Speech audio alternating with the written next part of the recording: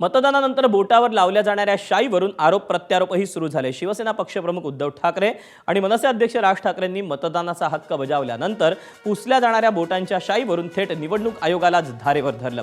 त्यांनी थेट निवडणूक आयोगालाच काही प्रश्न विचारले, तर उद्धव ठाकरेंनी देखील पत्रकार परिषद घेत निवडणूक आयोगावर प्रश्नचिन्ह उपस्थित करत शाई पुसली जात असल्याचा आरोप केला।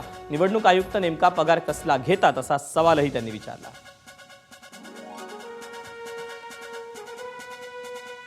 आम्ही आजपर्यंत शाई लावली ना, तू काय लावलं?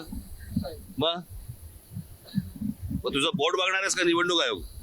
शाई पुसा, परत जा, परत मतदान करा, परत बाहेर या, शाई पुसा, हा विकास? ठीक आहे, आपण सतर्क करावं।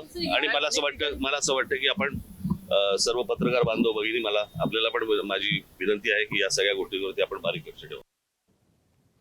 तर उद्धव ठाकरेंनी काय नेमके आक्षेप घेतलेले आहेत, उद्धव ठाकरेंचं काय नेमकं म्हणणं आहे, आपण तेही पाहूया। संविधान म्हणते मतदान करा आणि निवडणूक आयोग म्हणते करूनच दाखवा। तर निवडणूक आयोग किंवा आयुक्त जे मुख्यमंत्री असं म्हणाले, तसं तुमच्या माध्यमातून कळलं मला की रडीचा डाव खेळतायत, पण मग मुख्यमंत्री त्यांची घरघडी निवडणूक आयुक्त म्हणून नेमणूक करतायत का? की निवडणूक आयुक्तांना काही कामच नाहीये?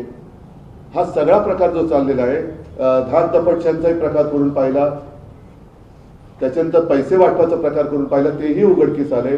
यावेळेला सोशल मीडियातून बऱ्याच गोष्टी उघड झालेल्या आहेत। सगळ्या साम दाम दंड भेद एवढी खा कशासाठी सुटले यांना? एबीपी माझा, उघडा डोळे बघा नीट।